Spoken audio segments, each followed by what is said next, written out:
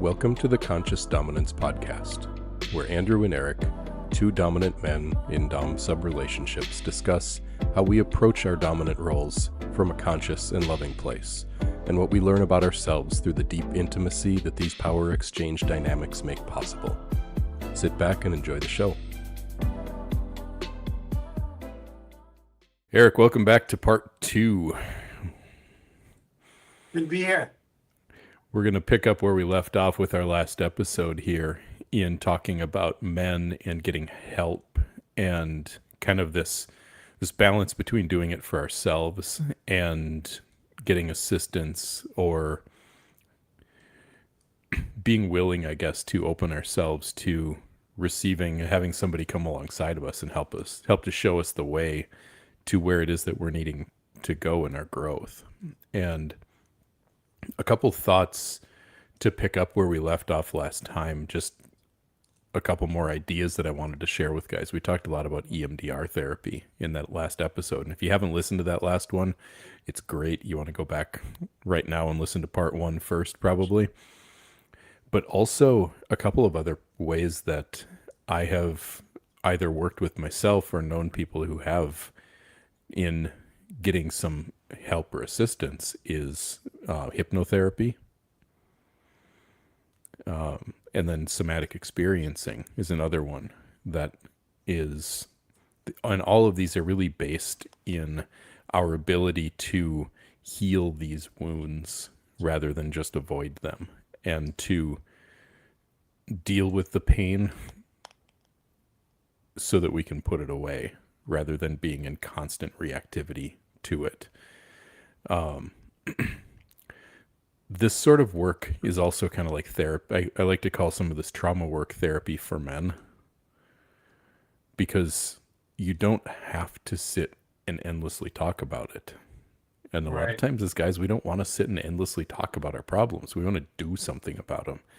And some of these therapy modalities that we've been talking about for this kind of assistance really are things that allow us to heal from and move beyond these kinds of pain from our past without having to sit and cycle and just talk about it. Because I think this may be different for women than it is for men. I don't know. But I want to make some strides forward when I'm taking the time to work on something. Yeah, no, I want to say, I'm about to say something and then contradict myself. Like, I'm going to offer two things. I have found talk therapy to be very helpful and very unhelpful. And if there's no way I would be here without it, but there's no way I would be here now only with it. So it is helpful in conjunction with something else. And I feel like healing is not a one thing. Like, I feel like it comes at, you have to come at it from, and for each person, it's different. What works for you might not work for someone else. Another thing that's helped me is actually psilocybin. And so, but that's also something that you have to be careful with, because you could get into where that's just kind of an excuse to avoid your work. So I've found that with the right person holding space for you, there can be a very positive experience with altered states. I think that one of the key ingredients for all of this is that we have to have initially someone else that's able to hold space for us and offer us unconditional positive regard while we're going through that trauma, so they can model to us what it is we eventually want to have within ourselves.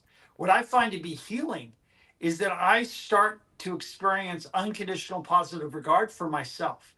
The most powerful thing that I'm starting to have, far more than everything else, is self-compassion. When I start to have self-compassion, I start to not being triggered. I actually become much more resilient. I become much less brittle. I become much tougher, because it's often when I'm being hard on myself that I my emotions get jacked, that I get triggered, that I get Mhm. angry, that I find all these other spaces. But in order to get to the self compassion, I had to be around other people that modeled that for me. And so that capacity to hold space, and I actually met Rachel through her capacity to hold space. Like she's somebody who, her work with Rosha, she's very, very gifted. I didn't meet her. I don't want to confuse things in saying that I hired her or anything like that. But when I first was romantically involved with her, I was also, I ended up getting help from her. And her work and her capacity to hold space was very powerful. And again, like I said, I had to leave that behind and learn that for my own. But she was incredibly gifted for me, and she has this incredible movement practice that I found to be really healing as well. And so her work was also very powerful for me. But in many ways, like what she offered and what I got through MDR and what I got through psilocybin and all this, what's the constant through all of that is that I go to an altered state where I'm re-traumatized, and there is somebody else who's able to hold space for myself in that situation and not judge it, not condemn it, not try to fix me, not try to make it better, not try to come in and mend it, but is able to just sit and be with it. And that capacity, and that what I then am starting to be able to do for myself. It's ironic, but the way to healing and the way to get better is actually through accepting ourselves, surrendering to what is. And Yep. we've talked about this a lot before, but it's actually like you have to have two paradigms. There's one paradigm when you're going through healing, and there's one paradigm when you're getting shit done. And they're two totally different paradigms. They're different rules. There's a different model. It's a different system. It's a different operating system. They're not the same operating system. When you're going through healing work and when you're getting shit done, two different operating systems. And most men try to apply the getting shit done model to healing work. It doesn't work because you get frustrated with yourself and you feel like you're just, this is just Yeah. annoyance, and it's annoying, and you don't want to deal with it, and you become impatient. You I know can't I set want you to smart hear what you have to say. you can't set smart goals on No, you healing can't. work. No, you can't. No. So we talked a lot about in part 1 of this topic about using things like books and podcasts and information as resources for help and assistance and guidance. We talked about getting help around therapy work and emotional work. The next place I would love to go with this is a place that I think a lot of men avoid getting help, and that is around sexual education. And really, because there's an epidemic of bad sex. It's Yes. unbelievable how bad the sex is that most people are having. And doesn't all fall on men, but I think men are far less willing to learn from places other than porn how to Porn's really not a give great. pleasure to a woman. And if there's one thing that I think a guy could do to add to his relationship, it would be to learn how to slow down and really be present with your partner's pleasure. But when we start taking this, like we talked about in the last episode here, the beginner's mind, really being willing to look at things like we don't know everything and that we have a lot to learn. And if we try to bring that approach into sex and sexuality and pleasure with our partner, we're challenging some pretty deeply held beliefs and probably some pretty fundamental things about ourselves as men, because we're saying, you know what? Maybe I'm not the best lover. Maybe I'm not the best giver of pleasure. Maybe I can be better at this. And we can be better at everything all the time. But admitting that we can improve and maybe even should improve and be better than we are when it comes to giving pleasure, whether that's in a vanilla relationship or a kinky one.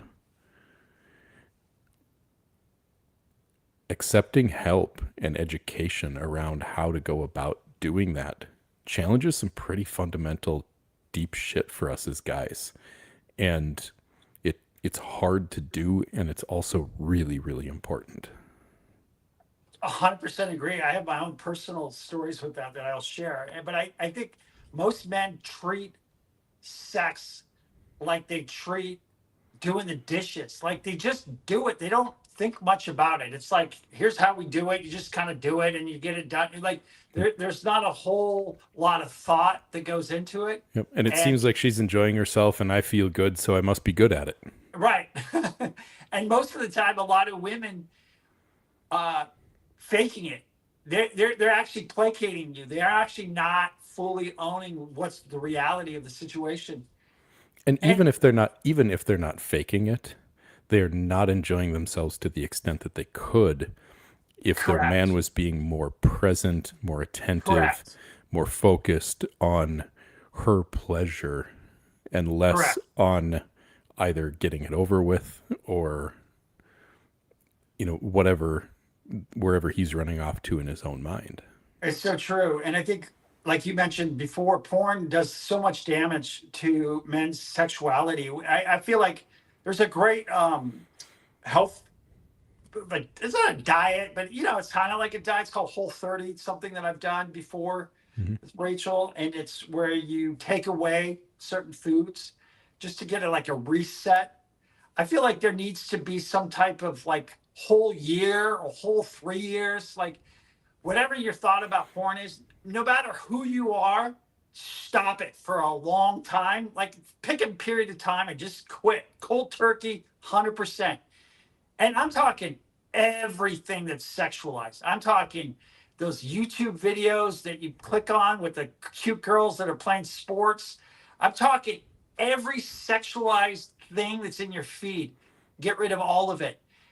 Get rid of everything. Reconfigure our mind to desexualize it. Take a cold plunge in that regard and then start over and start being like, I don't know how to do sex. I had to do that. I came in with lots of sexual experience. I came in with many different sexual partners.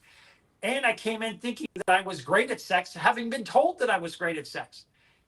And then came with Rachel. And it came to a point where I was like, we kind of came to a place where I was like, I'm not as great as I think I am. And I damn near had a meltdown. I did have a meltdown. I had a point where I completely was like, the perception of myself, the view that I had of myself collapsed. And it took a moment for me to come back, but it only came back through humility. It only came back through me being like, I don't actually know how to touch. I don't know how to lick. I don't know how to be gentle. I don't know how to be slow. I don't know how to do foreplay. I don't know how to do anticipation. I don't know how to create mood and create a situation that drags it out. I don't know necessarily how to mind fuck as well as I'd like to. Another book that's good about mind fucking, by the way. But I don't. I didn't know these things. I thought I did. I was kind of did it impulsively. I did it just off the cuff, and I didn't have the meticulousness. I didn't have the impeccability. I didn't have the humility. And if you could take humility, when I started taking humility and a gentleness and a softness and a slowness, and then combined it with this ferocious animal nature that is sort of my nature, and you bring the two together, that becomes a superpower. It's not just one, it's having range and having what is necessary in what moment. And sex is a lot more like playing an instrument, and then having the instrument be like playing 3 or 4 different instruments, and then having the instruments actually change the way they are in midstream, and having to know what instrument is different at the. And so, like, what, and being attuned to her body and being attuned to her situation and not coming in with a premeditated situation and having awareness and all the things that we've talked about. And it's much more in my energy field and me being aware of where she is and what she's feeling that has helped my sex more than anything, is just being attuned to her body and attuned to her needs and what she's at and her pleasure. And it's being able to go from like 0 to 1 to 2 to 3, to linger at 3, go back down to 2, go back to 1, linger at 1, go up to 4, go back down, and be able to play that note, and then and linger way over there, and then come over. And this is all like as far as like hard, slow and fast, or hard, as a range, build up a momentum, and then go ferocious. A lot of guys want to go from 0 to 9 or 0 to 10. It's like taking a car and just going, and they're one hit wonder, and they think they're a stud because they can just jackhammer her.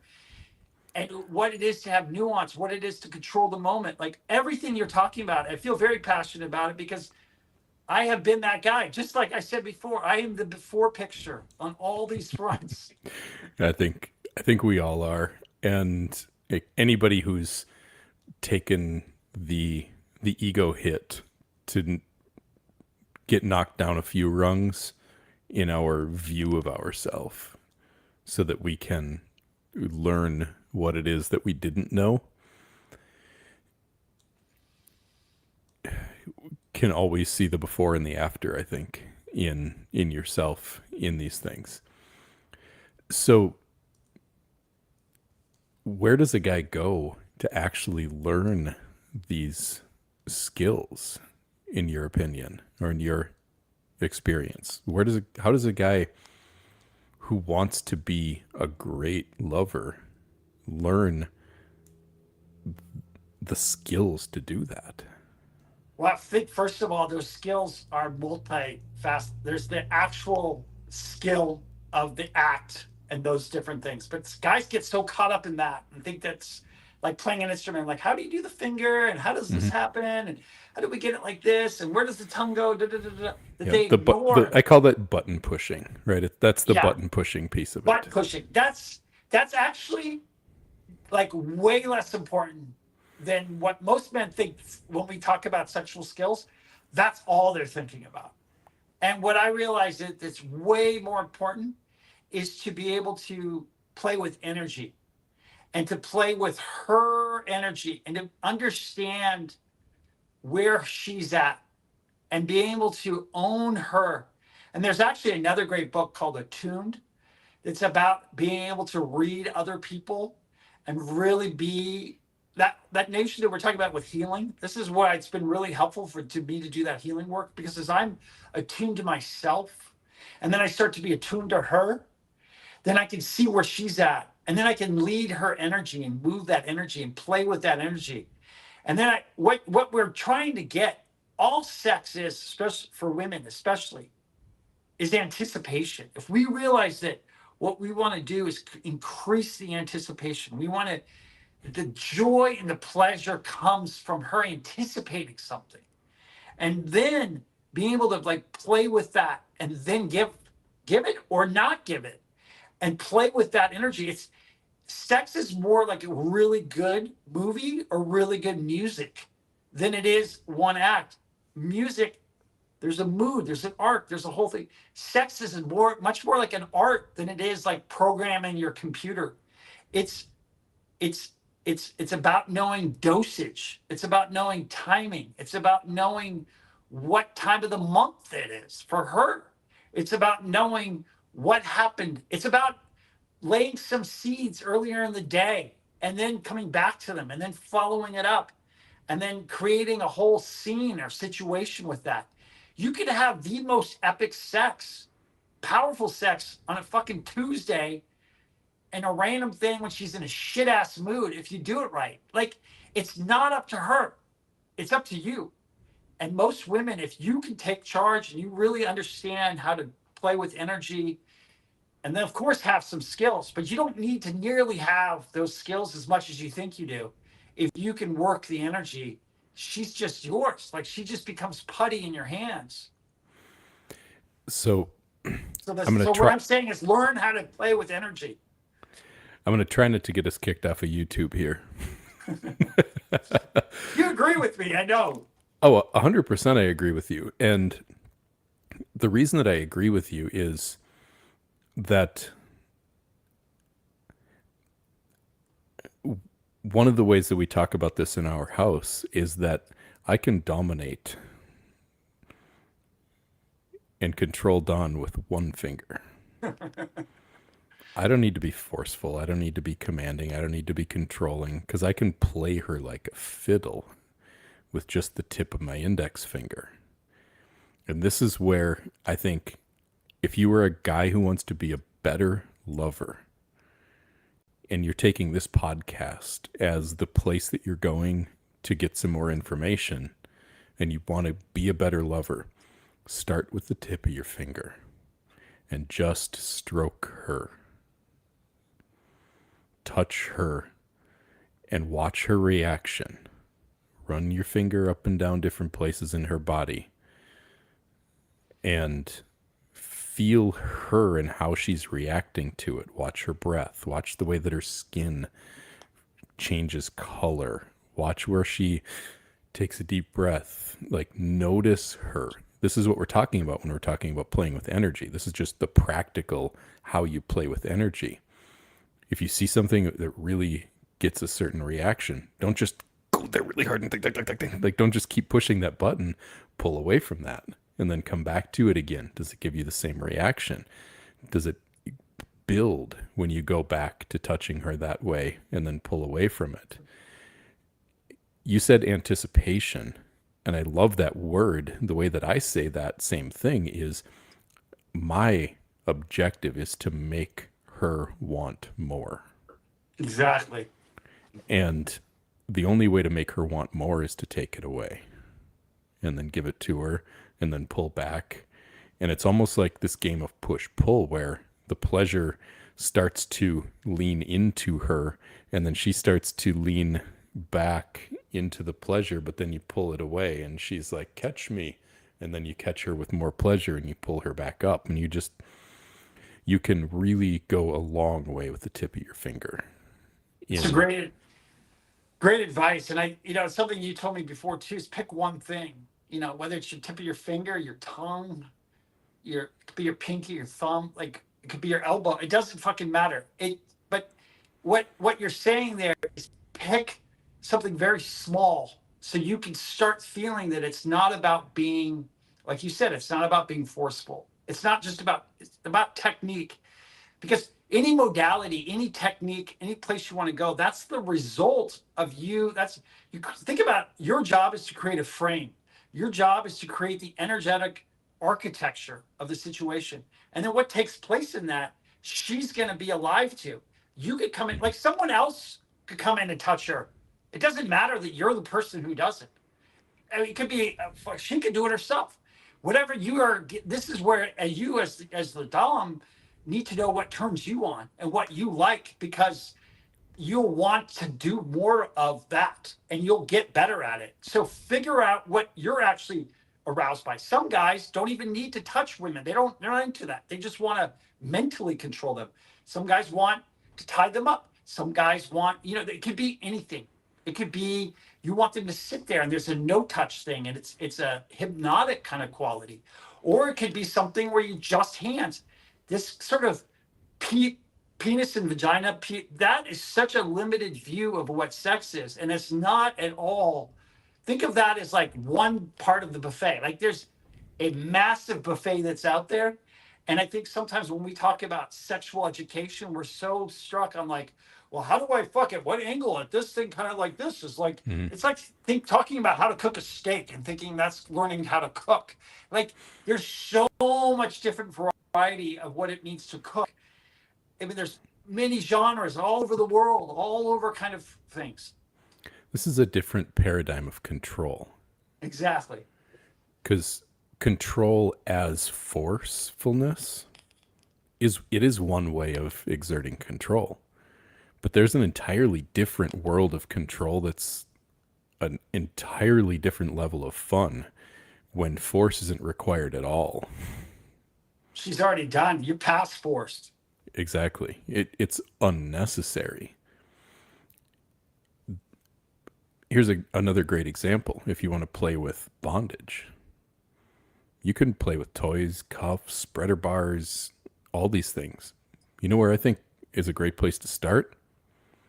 Here's what I want you to do. I want you to cross your wrists like this and you are not allowed to move them until I tell you to. Correct. Okay, first of all, from a safety perspective, if you're new at exploring this, is she in danger at all at this point? No. No. She's not, has none of the physical control taken away from her. It's completely a mental thing. Yep. But we're giving her then an opportunity to surrender to us, to follow that, and then ourselves an opportunity to play with her as though she is out of control, but just from a choice rather than from a force. And that's a whole different level. So there's so much. We could go for hours on this, and I think we have other. Well, one other thing I just want to say is creativity and storytelling, I think, are also really undervalued and under indexed. And one thing that Rachel and I really enjoy is storytelling. It's something where I'll create a scenario. It's imagination, really. It's play. Mhm. And we don't have necessarily, you don't need any props. Sometimes we dress up, sometimes there's a prop, but that direction can go any direction. And we can literally inhabit animals or gods or characters or Marvel or people or random neighbors or whatever, whoever you want it to be, friend, whatever it could go. It's infinite possibilities. Mhm. It can be what your imagination. I was And just picturing you pretending to be Aquaman in a scene. Yeah, no, but you know what I'm talking about here. And so Yeah. that capacity to tell a story, the capacity to inhabit the story and then create a scene, and that scene and that story can lie dormant and then come back up months later or weeks later, and all you have to do is mention the character and mention a little reference from that, and that's wickedly fun. It's way fun, and it's something you can do in public because you could just be in your imagination and you could be in character. Mhm. And yeah, you got to watch out for that too, because it can go pretty intense and pretty far. You got to be careful. It's one thing that she and I have learned, that it's not to be done by, like, it can be. It's almost like taking a drug or drinking. You get into another state at a place. You got to make sure you do aftercare and you're careful and you create a frame. And don't think it's just play. Like, it has a real power to it. The mind is the by far the largest and most powerful sexual organ, and I think that's the place that if you're a man and you want to improve your skills in this area, start looking at the mind and start figuring Yes. out how the mind, yours, hers, how that can take you beyond the button pushing and into something that is far more enjoyable for both of you. Yes. Yes. Truth. Very, very, very accurate. And I feel like language is also something that's really helpful. Being meticulous with language and how you use words. I feel like studying really good comedians is actually fun, is helpful. They That's can an be, interesting approach. Tell me more about that. well, I think really good comedians will tell a joke and you don't even realize it's a joke. Like, they're able to kind of weave it in there and this whole story and tell and create a scene. And they're impeccable with their words and their timing, and they play off of things and energy. And think of that as a way to tell a story or a mood or create a situation with a woman where it comes off like you haven't done any preparation at all. Like, it comes off really natural, but you've actually spent hours and days working hard to make it look like you're not working at all. And I think comedians are masters at that, where really good comedians make it feel like they're not trying. It's just natural. They're just sort of doing it. They're winging it. And that quality is something that I love to bring to her. It feels spontaneous. It feels like I'm winging it. It feels like I just did it. It doesn't feel like a canned line or something, or like, oh, I'm in this thing, I'm doing a story. And I think that's where a lot of the things that we're saying, if you don't bring a sort of a naturalness to it, it can feel a little stiff at first. It can feel foolish, it can feel awkward. And that's where, like, look at the masters of people in their craft, or magicians, people that are really, really good at their craft. They feel almost effortless in it. And when you said study the mind, I feel like the mind coming together with an audience, with humor, with awareness, is a great comedian. And I think a great lover has a lot more similarity to a great comedian than we realize. What are some of the other places or areas of life that you see men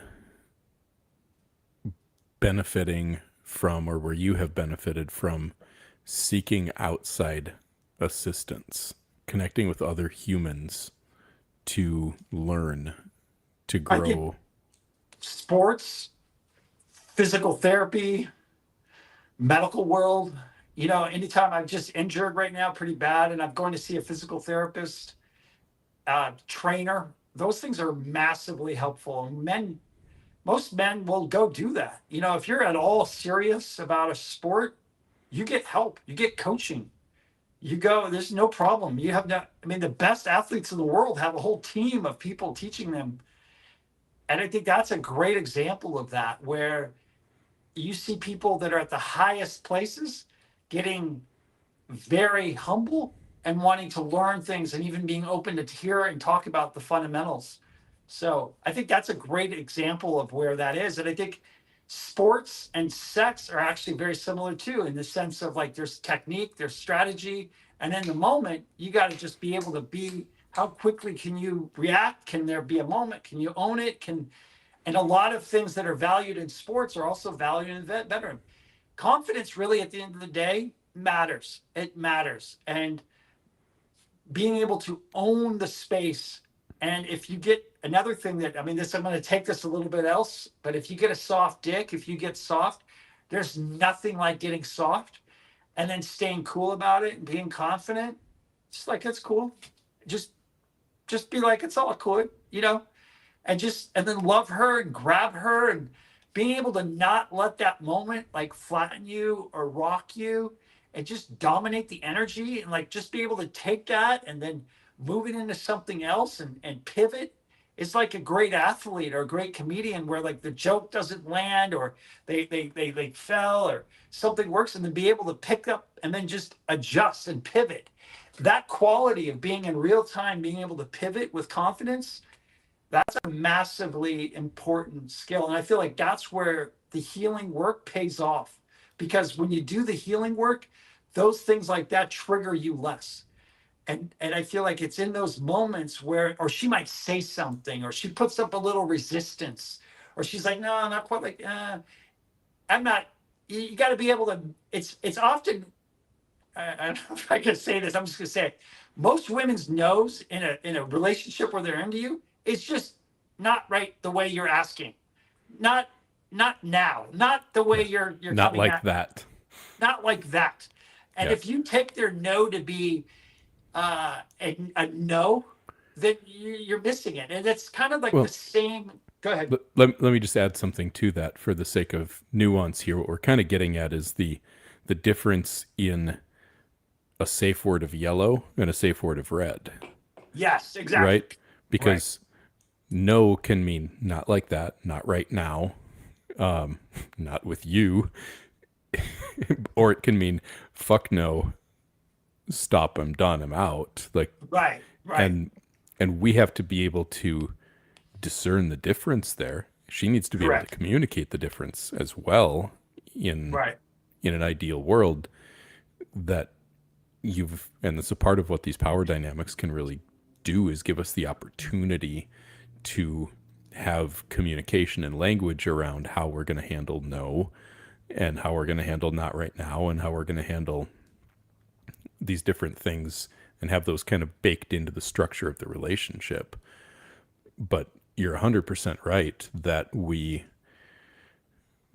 need to be connected enough to her experience to understand what it is that she's feeling in that moment, to know what to do with it and not overreact or just shut down. One of my biggest, hardest patterns to overcome. You've talked a lot about some of your big ones. One of my biggest one was any little bit of resistance, I would just quit. As soon as there was any can you get that little or the little ouch, or whatever it is, and I would just be like, yeah, fuck it, you're not really into this anyway, and I would just pull Right. back and quit. Yeah. And like that was the defeatist victim, self-loathing, lack of self-worth, like all summed up into one. Another area where I think I would like to spend a little time here, because another thing I think we undervalue a lot as men is our looks, our appearance, our grooming. And we think we can, like, we've got that all figured out. And then you look at most men in most places and like, you do not have that shit figured out. No, So, I think that's a really, really, really, really important point. It's something that Rachel's really talked to me a lot about. Like your nails, for example. That I I mean, guys need to cut their nails and they need to take care of your nails. You have great freedom, that touch that you're talking about. If you've got the mhm, nails poking and they're dirty and you didn't wash your hands, I mean, it seems like a little thing. It's not a little thing. That's a one example among many that we could come yeah. up with. And there's a lot of little stuff like that, but specifically on this topic we're talking about of getting help, get yourself a really good barber or hairstylist that you trust, that helps you not only just give you a cheap haircut every month or 6 weeks or whatever it is, but that helps you figure out a style that fits the shape of your head. So this is a place we can lean into help. We can get a haircut that actually makes us look better rather than just getting the hair buzzed off our head, which I need terribly right now. And I get to go and see my barber tomorrow and I can't freaking wait. But lean on the people that are experts to help you look your best. Clothes are another one. Go into a men's clothing store and say, you know what? I've been a t-shirt and jeans guy my whole life, and I kind of like the t-shirt and jeans look, but can you help me make myself look the best that I can? And this doesn't mean you have to go be a suit guy. It doesn't mean that you have to go get all fancy, but lean on the expertise of people who know this stuff and who can help you make the most out of how you look. And this is a great place to lean into help if styling, hairstyling, picking out clothes, if like I don't can't tell you how many men in my life and in my past have just basically let their wife go to the store and buy some clothes, and then she comes home, throws them in the drawer, and that's what he wears. Like, take a little bit of responsibility for your looks and for your style and for your clothing and for your grooming and your appearance. Like, get some good tools. Don't just use the cheap shit. Like, get a good beard trimmer if you keep facial hair. Deal with your fucking ear hair and your eyebrows. Get get some education around how to take care of yourself and make yourself look your best, because it pays dividends. Put lotion on. I mean, little things I didn't used to do, but proper lotion, proper soap. All these little details, they actually matter as the time goes on, as you get older, how you tend your body. Also, another place that I've gotten help from is diet and food and talking to people and getting help with cooking and getting help with people. Rachel's a great resource for that for me, but there there's figuring out what the right food for your body. I took a food sensitivity test and figured out that I was actually sensitive to a lot of these foods that gave me stomach issues or that caused a certain, like, figure that shit out. Like, you should know by now what food works for you and what doesn't. Get help to figure that out. Yeah, and the last one that I have to talk about is medically. Yeah. This is a place where I have just avoided getting any help around my health for most of my life up until the last 5 to 7 years. And if you can find a really solid doctor that you trust, that especially one that specializes in men and men's health, that you can lean into their expertise. So I go in now every quarter, every 3 months, and I get my blood work done. They look at all of my labs and set up a customized supplementation protocol for me. How much vitamin D do I need to be taking instead of just buying the shit off of Amazon and taking it? Like, how much do I need to be taking? How often? Supplementing with diet, with food. Like, what foods do I need to be eating more of? Iron is a little bit low. Let's bump up the red meat intake because I give blood pretty frequently. So my iron can get a little bit low. So I need to bump up iron-rich foods. So again, take a hands-on approach to your life and get some help from the experts around your health, because that's the one thing you can't ever get back if you let it go too far.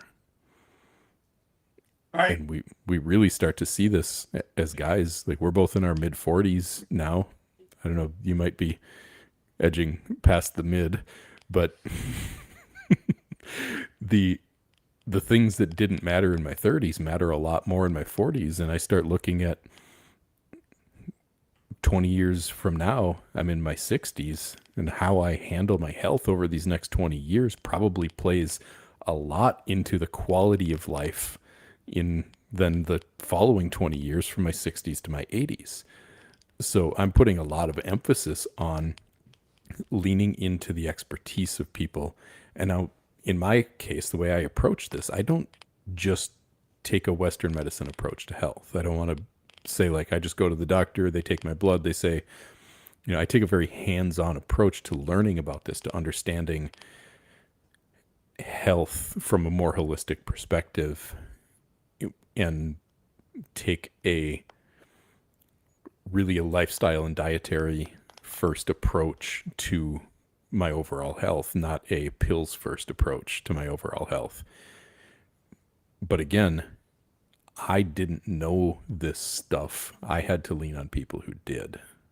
I think that's a great example. Really, really important. And one that hits close to home. It's something that I have not always prioritized. And as that adage says, if you don't make health a priority, it will make it itself a priority. Like, it will make itself. And this last year, I've had to make it a priority. And it's been a real eye-opening on multiple levels and multiple issues. And I totally agree with you. And I think the holistic, going back to where we started with the mental health, more and more do I see that mental health plays a role in physical health. And then a lot of times we can't separate the two. And then a lot of times our stress or our trauma, that these issues actually impact our illnesses, or actually have these certain ailments that happen. And one of the things that's been really helpful for me is that times when I'm sick or times when I'm injured, can I see those times as learning opportunities? Can I see them as rites of passage? Can I see them as places where I'm going to actually grow from this experience?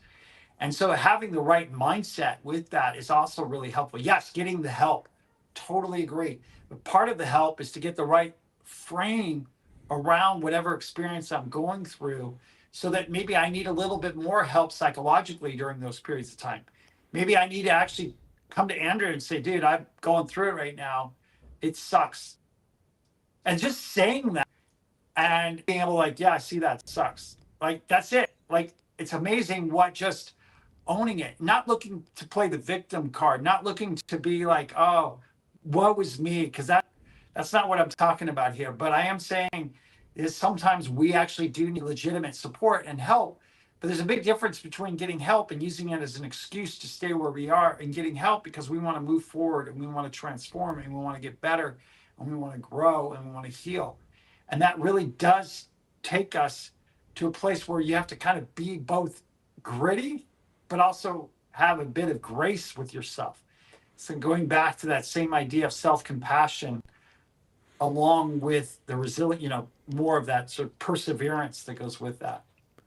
Yeah, it doesn't make me a victim to reach out to you and tell you, like, I'm really having a hard time with something.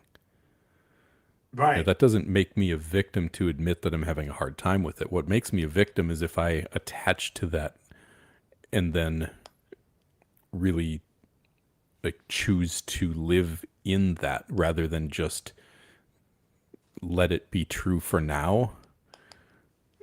So this is some language I love around this. This comes from a guy named Peter Crone. He says that we have to see ourselves as both a masterpiece and a work in progress.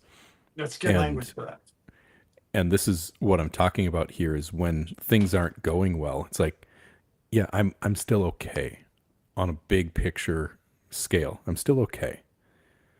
And if I didn't have anyone to go to, would I survive? Yeah. But if I can reach out to a friend, if I can reach out to an expert when I need some knowledge or information on something that I don't know, whatever, I have to be able to see myself as a work in progress. And the fact that I'm not perfect doesn't mean that I'm a failure.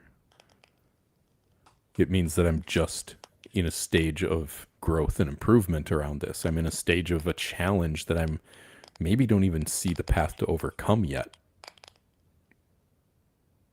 But it's True. still a path that I'm going to overcome. It's true. So, You any know, last it's like thoughts? life's fun or it's school. It's like it's either we're either learning or something my sister would always say. It's either fun or it's training, right? It's either summer vacation or it's the school year, one or the other. So, I hope the message that guys take away from this in listening to this is really that acceptance of being able to reach out and lean on other people and to do so in a way that helps you, but also to recognize that you are still doing this for yourself, even by asking for help, and that it's actually a really valuable and helpful thing to be able to accept help. Yeah, and I want to just say one thing that ultimately that really, really, really important. The whole point is to gain more and more agency of our life. So it's not that we Yes. go to get help to hand over agency to someone else. And what I mean by agency, I mean authority. Like, I mean, are we going to someone else so they have the ultimate authority? Are we going to another guru or someone to get help from, and then they're going to tell us what to do, and then we're going to follow lockstep with them? That's not at all what we're talking about. We're just saying getting help in that moment. It's like the beginner's mind, it's the beginning. And then as we keep moving forward, we're always sort of at the beginning of something.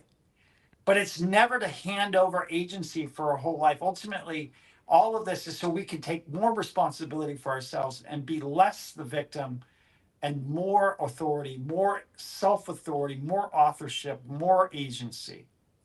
Yeah. And really, sovereignty is another great word there. Great word. To Great gain word. sovereignty over our own lives, sometimes we have to accept that we don't have all the skills, knowledge, perspective that we need in order to have that full agency or sovereignty, to feel that sense of inner dominance. That's a word or a phrase we both like to use. We sometimes need more than our current set of resources, and that's what we're talking about here, and being willing to seek out support and help from other people. Getting help is really the manifestation of humility. Yes. It's kind of a way to think about it. It's like in humility is always necessary. So when you're feeling humble, you do something, and the doing of it is getting help often. I think that's the mic drop right there. Humility is a manifestation. I mean, getting help is the manifestation of humility. Yep. Great mic drop. Great way to end this. Hey, these have been two really great episodes, and I appreciate you bringing up this topic. Look forward to hearing from the men who listen to this. Reach out to us and let us know how this impacted you. We love hearing your feedback and your comments. Thank you. Thank you, Andrew.